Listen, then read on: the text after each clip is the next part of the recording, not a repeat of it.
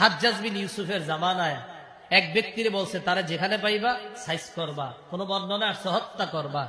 তো ওই ব্যক্তির জিজ্ঞাসা করার পর তুমি কোথায় ছিলা, এত দেরি করলা কেন আসতে? আমি ফজরের নামাজ পড়ছিলাম তো, আসতে আসতে দেরি হয়েছে। তা জানেন যে ওই সময় খুব জুলুম চলতো।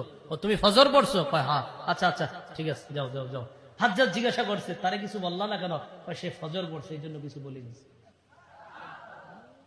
কোন ব্যক্তি যদি ফজরের নামাজ পড়ে সে আল্লাহর জিম্মায় চলে যায়। আবু হুরায়রার বর্ণনা, আল্লাহ নবী বলেন, মান সাল্লাস সুবহা ফাহুয়া ফি জিম্মাতিল্লাহ। কোন ব্যক্তি যদি ফজরের নামাজ পড়ে ওই ব্যক্তি আল্লাহর জিম্মায় চলে যায়।